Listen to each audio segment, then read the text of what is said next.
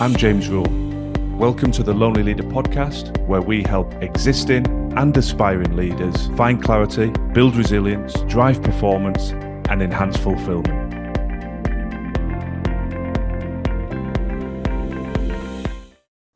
Welcome to the Lonely Leader podcast. I'm James Rule, and today we're talking about living without regrets, lessons from the dying.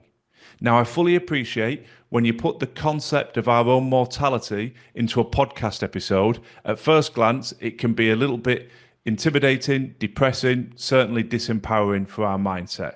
I actually want this to do the reverse. The inspiration for this episode came from an Australian nurse, Bronnie Ware, who worked with terminally ill patients in the last 12 weeks of their lives. She began to capture their epiphanies, their thoughts, their reflections, and she actually very elegantly put that together into a book called The Top 5 Regrets of the Dying, A Life Transformed by the Dearly Departing. Now, my interpretation of the second half of that title is that we should all be open-minded to the wisdom and insights of those who have walked the path ahead of us in any and every aspect of our life, both professionally and personally. Very rarely will we walk an untrodden path. So it makes perfect sense to me to be open and curious to learn from those who have walked ahead of us. I think it's particularly impactful to take the time to learn from people who are reflecting on their entire lives, as these people were in this book that Bronnie was caring for. So rather than it be something that disempowers our mindset, makes us feel miserable, I want this to be a topic that we engage with and say, actually, these reflections are very powerful, and I have the opportunity, whatever stage of life I'm in, whatever age I am, to apply them to how I live, to how I work, both in my professional roles and my personal life, so that I can minimize the amount of regrets I have whenever the time comes to move on from this world. So I hope that frames it in a slightly different position to perhaps how you interpreted it when I first rolled out the title of this episode. So I'm going to start by just highlighting the 5 key regrets, and then I will dive into them in more detail. So the regrets are: I wish I cared less about what others think.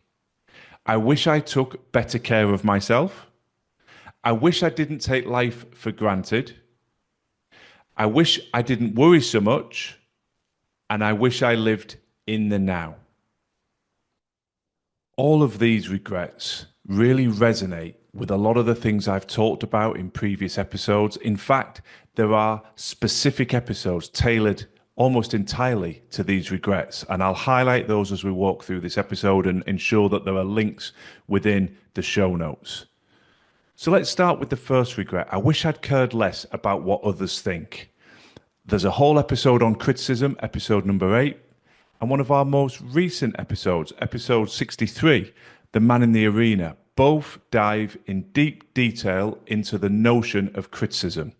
It is pertinent for all of us. It's no surprise to me this is one of the key regrets, because we're all human beings, and the reality is our fear often, rather than the actual criticism, but our fear of criticism can restrict our ability to take action. It can almost push us into that world of procrastination, and as the Man in the Arena poem talks about, staying on the sidelines. That's the last thing any of us need. We don't want to get to the end of our days and say, I could have been so much more as a husband, as a wife, as a parent, as a sibling, as a professional, whatever facet of your life it is that you're reflecting on. But my fear of criticism, my perception of what may or may happen, invariably restricted me from taking action. So I think it's so important to be able to step through that fear, and I hope that the episodes I've alluded to can help you do just that, so that a fear of criticism is not one of your regrets that you wish you'd cared less about what people think. So let's dive in to the first key regret. I wish I'd cared less about what others think. That is no surprise to me, and probably any of you listening, that this ranks highly in the regrets of the dying. I think we all wrestle with this to some degree, particularly those of us in leadership roles. There will always be a myriad of opinions about what we did or didn't do, actions, decisions we made or didn't make. There's no way to avoid that. And invariably in life, there's no way to avoid criticism. You will never universally please everybody in your own household, in your own office environment. It's a thankless task, but you're never going to keep everybody happy when you're in a position where you have to make decisions. So this ranks in pretty much every client discussion I ever have. We all have this fear. And with many of these regrets of the dying, it talks very much to my day-to-day coaching and mentoring. I'm encountering a lot of these in the living. Granted, people are not in the final weeks of their life, but the principle remains that they are already an issue for people, irrespective of age. I hear about them a lot. And so there are a couple of specific episodes I'd encourage you to listen to that have already been recorded on this podcast. Number 8, around criticism, and also number 63, one of our most recent episodes, around the man in the arena. If you listen to those two, it will give you a whole range of insights and tools to help you remove some of that fear of criticism, to enable you to keep moving forward. And I sincerely hope that when the end of your days do arrive, that you do not have one of your main regrets that you put too much weight and had too much fear on the potential criticism of others. Moving into the second key regret, I wish I didn't worry so much. And again, this is such a pertinent challenge for most of the people I coach and mentor that there is a specific episode, episode number 8, 10 ways to tackle worry. All of these episodes I'm referring to, you can find links in the show notes. I've done a specific episode on it because of how powerful it is. How many of us derail ourselves through worry, burn up energy, worrying about the potential downside, allowing ourselves to get into that negative spiral of this is going to go wrong, then this is going to go wrong, to aspects of our personal lives or our professional role. And yet the reality is we all know that invariably a lot of the things we worry about never come to pass. And despite knowing that, we allow it to hold us back, to diminish the amount of action we take, and at the very best, to take up too much of our bandwidth and our headspace, worrying about scenarios that are yet to happen. So again, I encourage you to listen to that episode, take some of those 10 steps to try and remove the impact and the hold that worry has over you. Regret number 3, I wish I'd taken better care of myself. Again, something I hear all too frequently. And full disclosure, for those of you that have listened to the previous podcast or that have worked with me personally, you know I talk about the time where I collapsed with pneumonia, mobile phone in hand, and was picked up off my bathroom floor by my wife. That was a physical manifestation of burnout, self-inflicted, for working at an unsustainable intensity for too long without the relevant focus on physical and mental recovery. Now, I thought up until that point I was invincible, as so many of us do. And it takes those shocks to the system, those enough is enough moments, to actually reflect and say, I need to take better care of myself. Now, that negative situation provided a real positive for me. It forced me to reflect, to look at how I actually go about trying to create and sustain high performance. And it's given me a rich case study of insight that I now share with all of my clients, whether I'm coaching, training, or mentoring them. And the analogy I always use is think of elite athletes. Any sporting discipline, men or women, anywhere in the world, they compete and train at a very high intensity, but then they focus very attentively on their physical and mental recovery. They can't just train and compete at maximum intensity 7 days a week, 365 days a year. They peak for certain events. They allow their body and mind to recover. If they're playing in team sports, as we know, there's invariably several days between matches. You don't play Monday, Tuesday, Wednesday, Thursday, Friday, Saturday, Sunday. So bringing that analogy back into industry, it's imperative that we put a focus on how do we recover physically and mentally. And again, this is a topic that you'll find touched on in numerous episodes of the Lonely Leader podcast because it's so important. We have one body in mind. We have to give it the respect it deserves. And the thanks for doing that will be a more empowered mindset, a higher level of energy and resilience, and therefore a greater level of performance in both our professional role and personal life. And ultimately, the elixir of life, a higher level of fulfillment in everything that we do. The next regret is I wish I didn't take life for granted.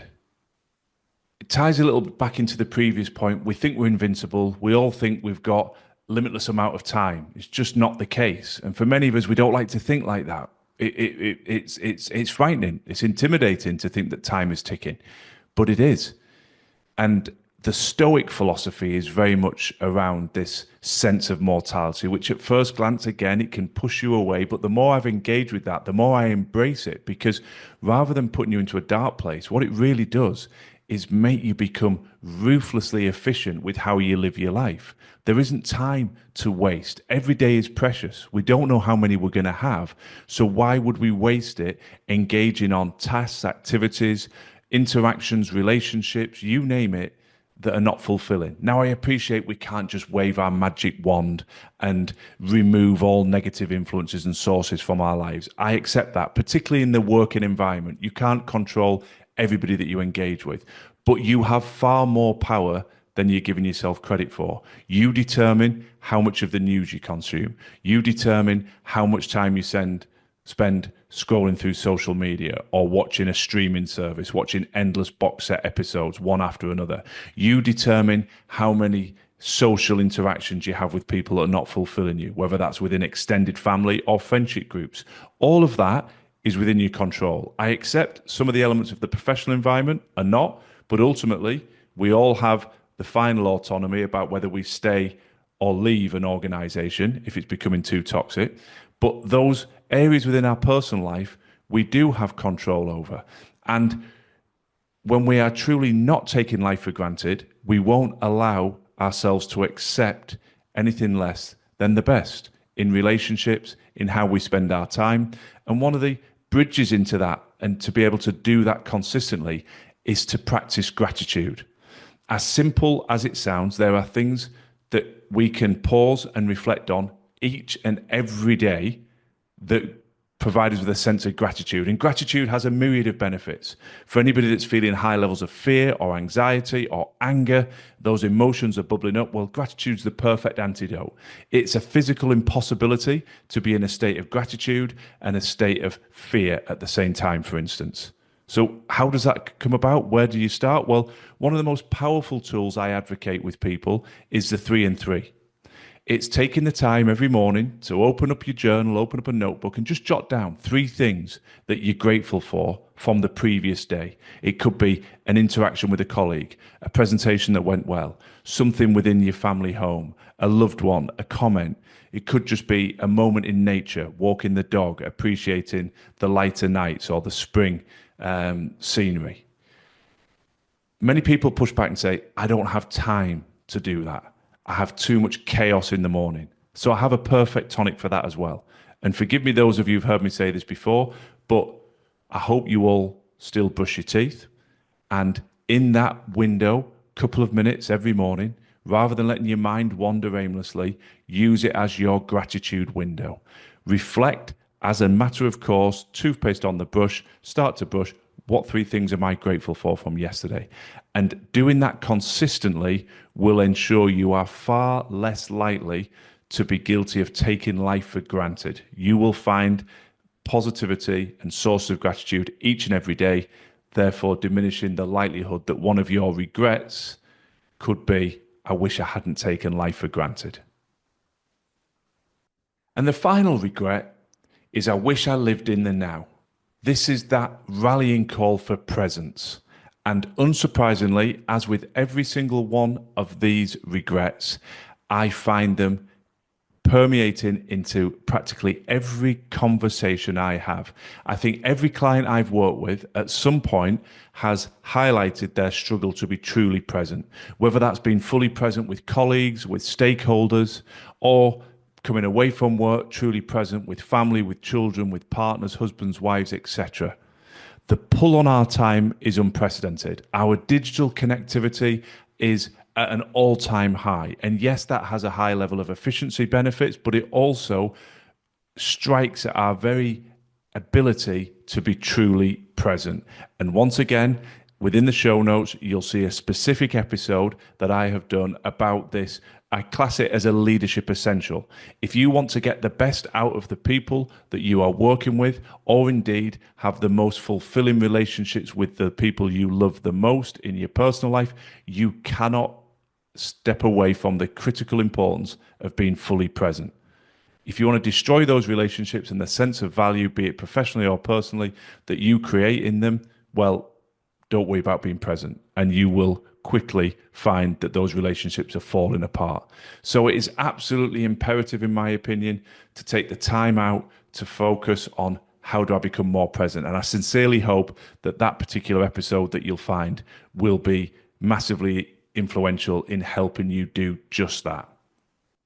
I sincerely hope that this short insight into the work done by this wonderful lady and all those thousands of men and ladies just like her, caring for people in the final stages of life, are doing all around the world.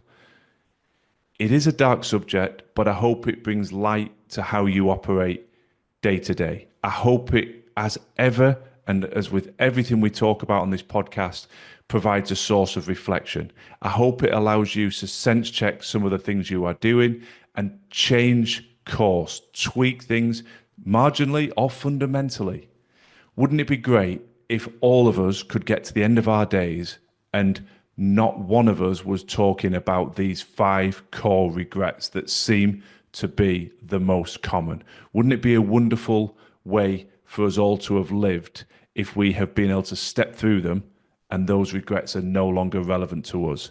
If we have done that, then everybody around us will have benefited. We will have led with real impact. We will have left a true legacy in our professional environments. We will have dared to take all the actions we needed to take to achieve our professional goals.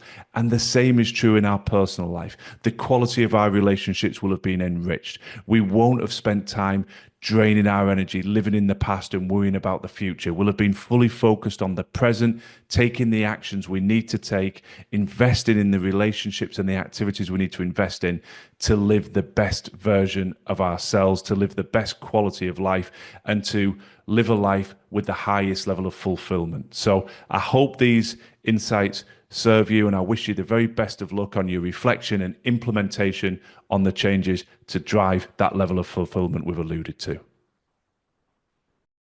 Thanks for listening to the Lonely Leader podcast. I'd be very grateful if you could share and follow if the content resonates.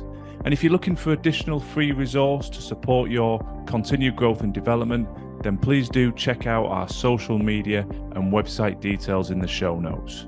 Remember, quality leadership on the outside must always start within.